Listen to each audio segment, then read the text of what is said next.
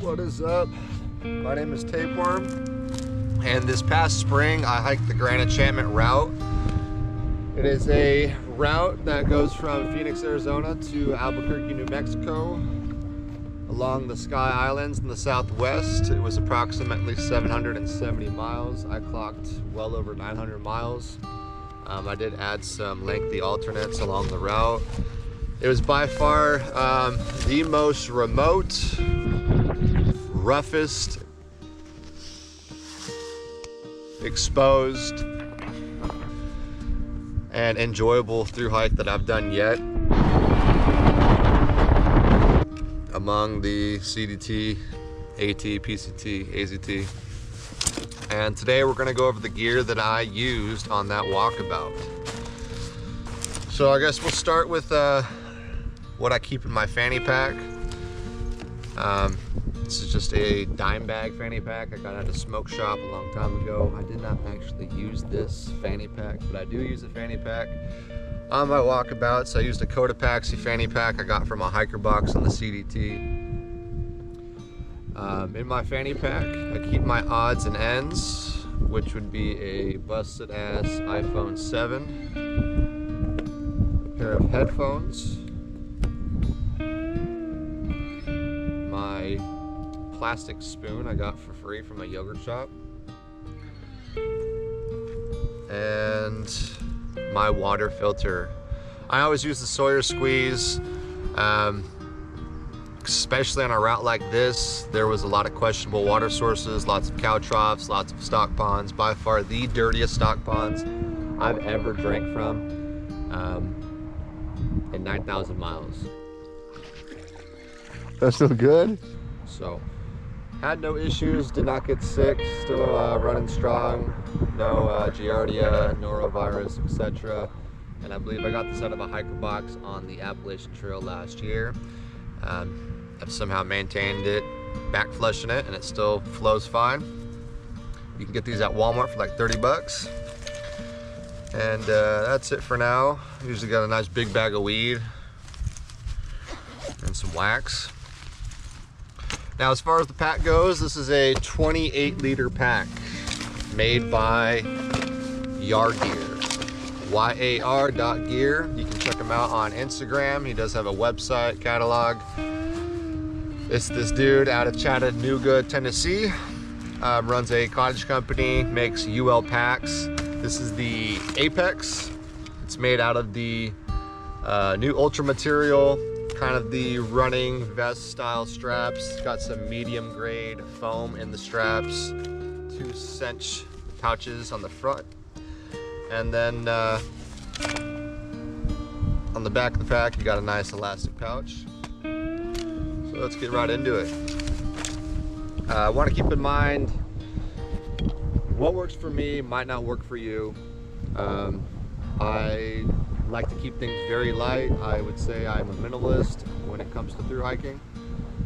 So this is my sleeping pad. This is my king size mattress. It is 10 squares of a Nemo switchback foam pad. 10 squares, 10 ounces. I got this on the Appalachian Trail last year out of a hiker box. Still rocking it. That's what I sleep on every night.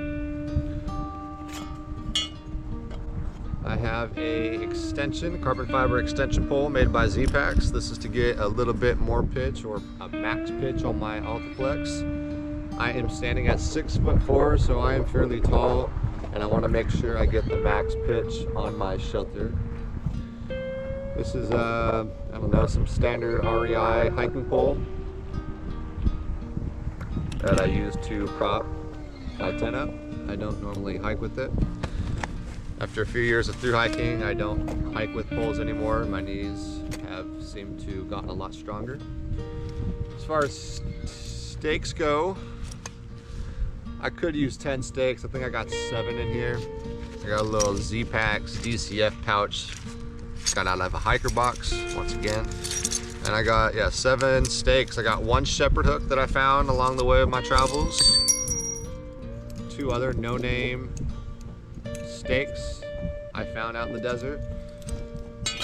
And then I got 4 groundhogs 2 of them are busted from sludging a rock a little bit too hard. But yeah, 4 groundhogs, 1 shepherd hook, and 2 no-name titanium stakes. So 7 stakes total. I was getting by using sticks when I could find them, just to get a little bit more pitch on my tent. I have a ultralight Sea to Summit Eros ultralight regular pillow, inflatable pillow. Get a good night's rest. And then as far as cooking goes, my cook system, I was carrying a full-size canister of fuel just because there was not a lot of resources along this route. I cook a lot, I dab a lot on my through hikes, so I was carrying the full size. And I have a 500 milliliter TOAKS titanium cup that I've had since my first through hike on the PCT for 3 or 4 years. Still managed to have the lid, haven't lost that yet.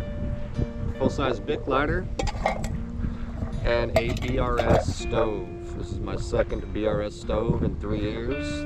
Titanium stove. It's like, I don't know how many grams. It's super light, fires up quick.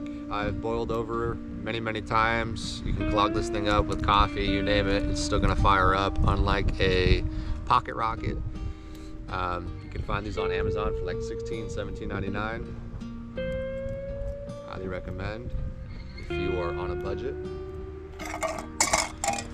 And then as far as water capacity goes, I carry 2 smart water bottles, 2 1-liter smart waters. There was a few times, I think 2 or 3 times, I had a 20-25 mile plus stretch, no water.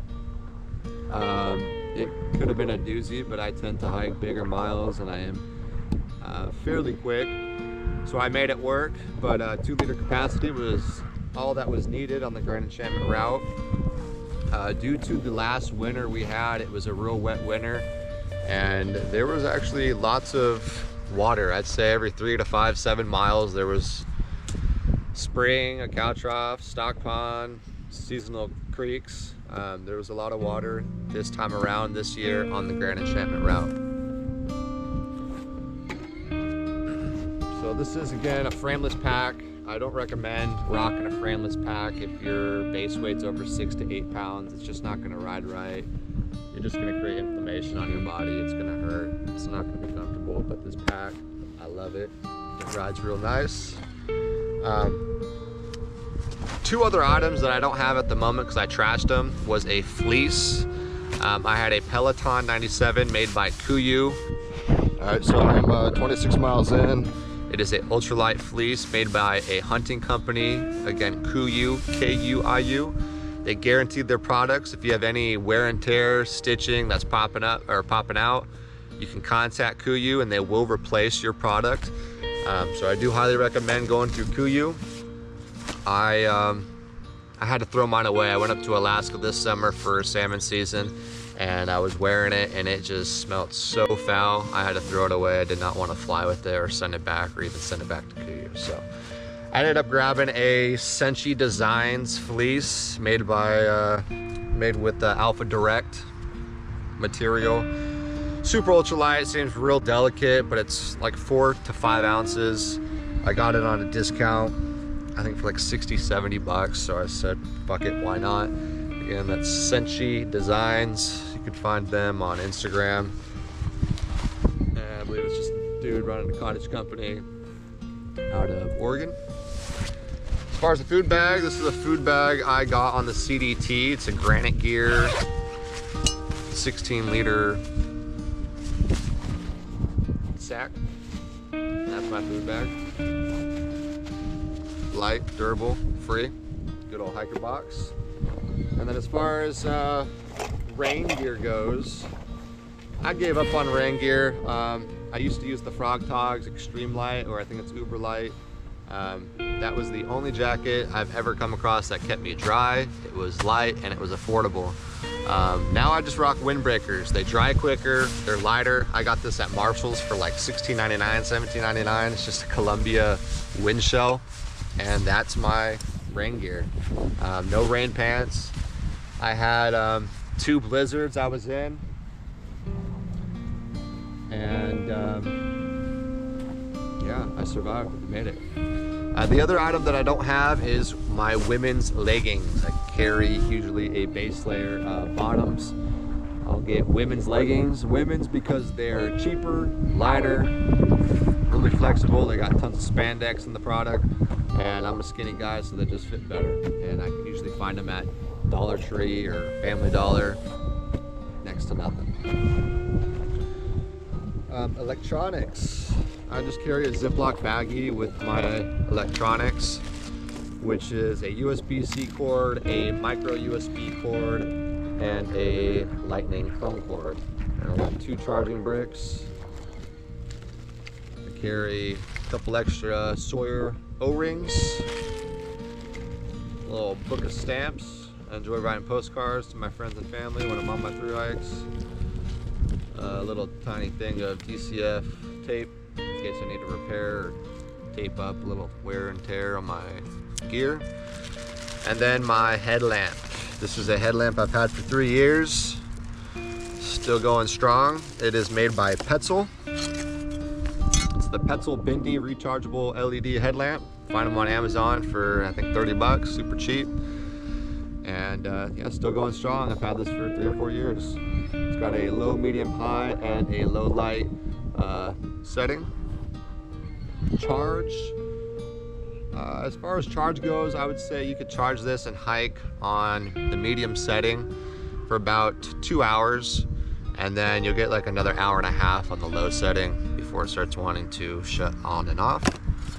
And then as far as pooping goes, I carry baby wipes just to make sure I'm all cleaned up, and a Deuce of Spades trowel I got from a hiker named Cleveland on my first thru hike. I still managed to not lose. Make sure you leave no trace. It's important with this influx of social media, and the whole aesthetic of thru hiking is becoming very popular, and these trails are going to have a huge impact from so many people now thru hiking. So there you go, that's my electronics bag, just fashioned in a nice little sandwich baggie. And I carry an ANKER external battery. This is the 20,000 megahertz battery. I've had this for 3 years, still running strong. It's got a USB port and a USB-C port. Hold the charge for up to a week. I've had no problems with it. Charges fine.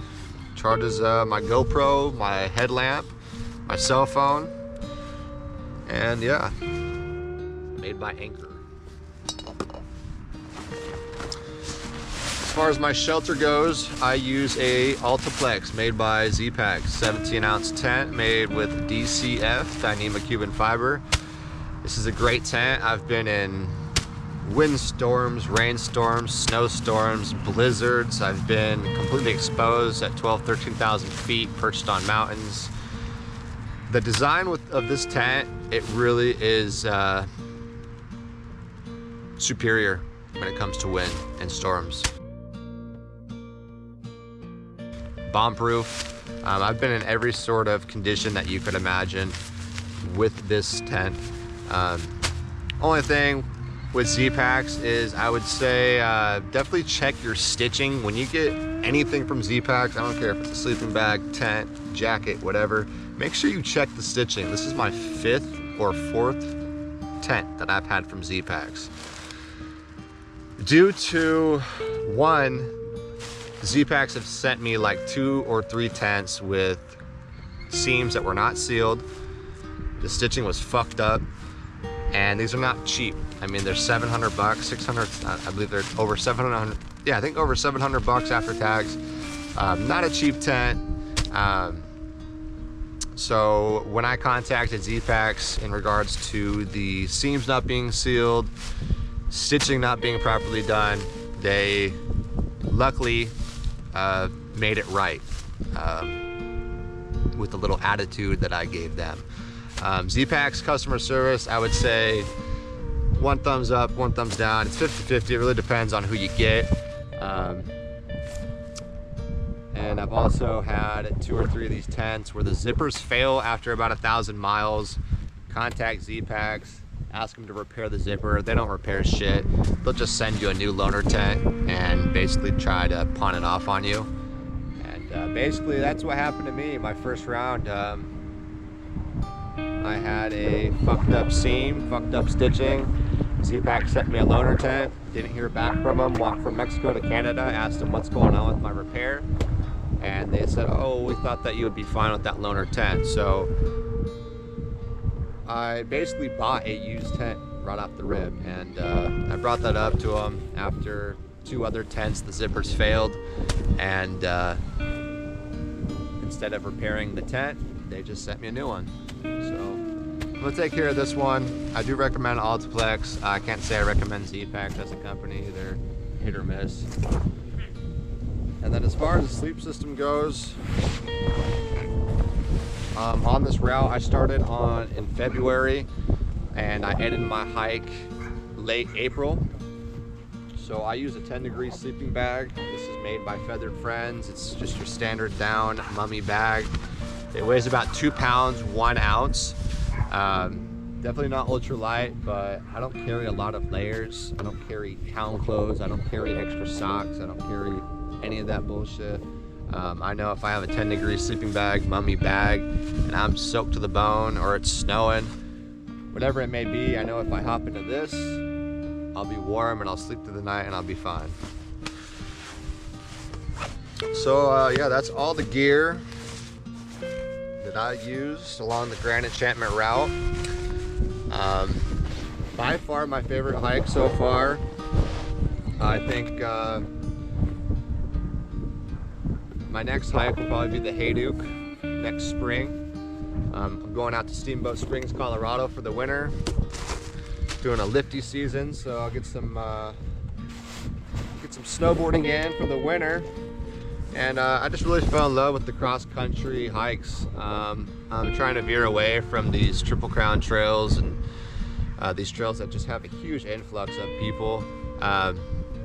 Not anything personal against people, I just kind of am getting away from the whole through hiker culture. I just think it's far from what wilderness really stands for, and just the freedom of being able to choose your own route, choose your own alternate. On the Grand Enchantment route, there was a lot of trespassing, lots of private property. Brett Tucker made the route back early 2000s, and I believe at that time a lot of the route wasn't bought out, but when I went through, there was many gates.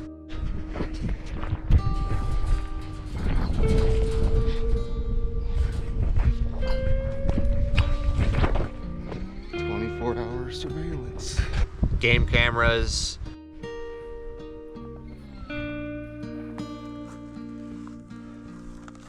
what the fuck, barbed wire fences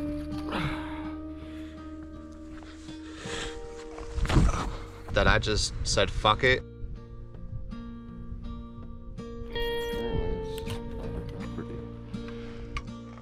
Oh well. And I hopped the fence, and I just wanted to keep that connected footstep, a footpath, and yeah, I had to trespass quite a bit, but I kind of fell in love with that type 2 fun. There was a handful of slot canyons.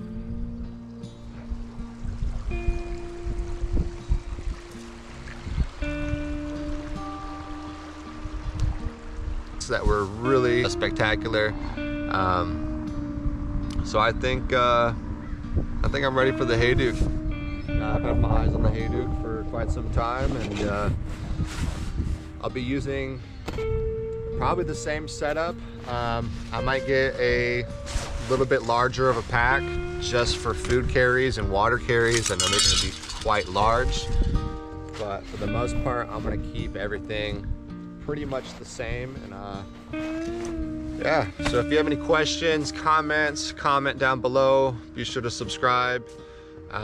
Again, what works for me is not going to work for you, And if you guys have any questions, you can hit me up on Instagram at DOSLOVE_, and try to get back to you. If not, I'll see you out on the trail, and I hope you enjoyed.